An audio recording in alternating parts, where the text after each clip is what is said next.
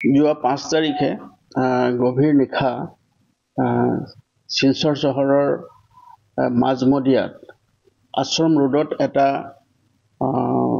গুলীচালনাৰ ঘটনা আমাৰ দৃষ্টিগোচৰ হয়। মানুহে এজন কমপ্লেইনে আহি ইমিডিয়েট জনায় যে তেওঁক কোনোবা অচিনাকি দুৰ্বৃত্তকাৰীয়ে তেওঁলৈ লক্ষ্য কৰি গুলি কৰিছে বুলি এটা খবৰ আহিলে। খবৰ অহাৰ লগে লগে আমি ইমিডিয়েট সকলো জিলাখনত আমি এলাৰ্ট কৰি দিওঁ। এলাৰ্ট কৰি দিয়াৰ পিছত আমি এইটো হস্পিটেল ৰোড আৰু যিটো 0 পইণ্ট আছে সেই 0 পইণ্টত নেশ্যনেল হাইৱেত আমি দুজন ব্যক্তিক কৰায়ত্ব কৰোঁ। কৰায়ত্ব কৰি যেতিয়া সোধপোছ কৰোঁ, সোধপোছ কালত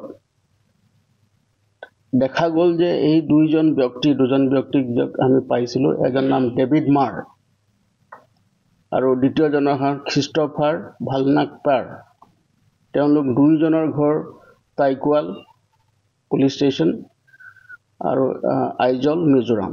এই দুইজন ব্যক্তিক যেতিয়া সোধপোছ কৰোঁ আৰু খানতালাচি চলাওঁ, তেওঁলোকৰ পজিশ্যনৰ পৰা আমি এটা অষ্ট্ৰিয়ান মেড গ্লক এটা এয়াৰ গান আমি তেওঁলোকৰ পৰা ৰিকভাৰ কৰোঁ আৰু তাৰ লগতে আমি এটা মেগাজিন ৰিকভাৰ কৰোঁ আৰু তাৰ লগতে 22 জাই এয়াৰ গানৰ গুলি আমি তেওঁলোকৰ পৰা উদ্ধাৰ কৰোঁ। এটা Apple iPhone, Apple charger, reserve bag আৰু এটা হিৰো এক্স প্লাছ মটৰচাইকেলখনৰ নাম্বাৰ হৈছে MZ01AC0336। এইকেইটা তেওঁলোকৰ পৰা লাভ কৰোঁ আৰু লাভ কৰাৰ পাছত তেওঁলোকক যেতিয়া আমি থৰো ইণ্টাৰগেশ্যন কৰোঁ, সোধপোছ কৰোঁ, সোধপোছৰ কালত তেওঁলোকে স্বীকাৰ কৰিছে যে তেওঁলোকেই এই গুলীচালনাৰ ঘটনাত এয়াৰ গানৰ জৰিয়তে তেওঁলোকে গুলীচালনা সংগঠিত কৰিছিলে আশ্ৰম ৰোডত।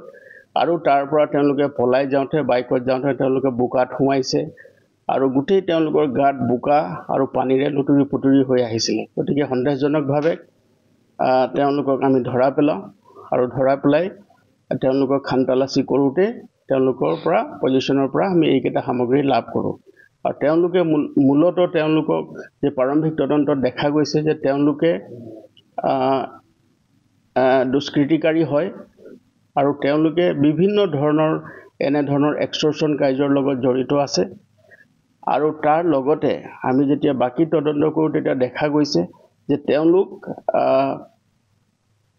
ড্ৰাগছ সৰবৰাহকাৰীৰ লগত কিছু পৰিমাণে জড়িত হৈ আছে আৰু তেওঁলোকৰ কিছুমান লেনদেনক লৈ আৰ্থিক লেনদেন লৈ তেওঁলোকে এই ঘটনা সংগঠিত কৰিছে।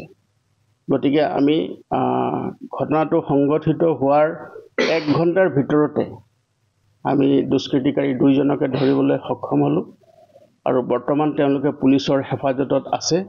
তেওঁলোকক আমি মাননীয় আদালতত হাজিৰ কৰিছোঁ আৰু হাজিৰ কৰাৰ পিছত আমি পুলিচি কাষ্টডিত লৈছোঁ। এতিয়া তেওঁলোকে আমি অধিক সোধপোছ চলি আছে আৰু প্ৰাৰম্ভিক তদন্ত কালত দেখা গৈছে যে তেওঁলোকে কোনোবা এনেকুৱা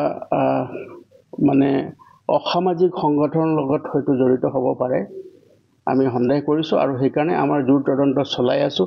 আৰু এই সংক্ৰান্তে আমি চুবুৰীয়া ৰাজ্যৰ পৰাও তেওঁলোকৰ বিষয়ে তথ্য পাতি বিচাৰিছোঁ। গতিকে এতিয়া আমাৰ তদন্ত অব্যাহত আছে আৰু তেওঁলোকৰ বিৰুদ্ধে এই দুষ্কৃতিকাৰীৰ বিষয়ে তেওঁলোক আইজলৰ পৰা ইমান দূৰৰ পৰা আহি ইয়াত তেওঁলোকে এনেকুৱা ধৰণৰ ঘটনা সংগঠিত কৰিবৰ কাৰণে যি দুঃসাহস কৰিছে, গতিকে তেওঁলোকৰ সৈতে আৰু কোন লোক সংযুক্ত হৈ আছে আৰু সেই সংক্ৰান্তে আমি তদন্ত চলাই আছোঁ আৰু তেওঁলোকৰ বিৰুদ্ধে যাতে কঠোৰতম আইনগত ব্যৱস্থা হয় তাৰ কাৰণে আমি অধিক তৎপৰ হৈ আছোঁ।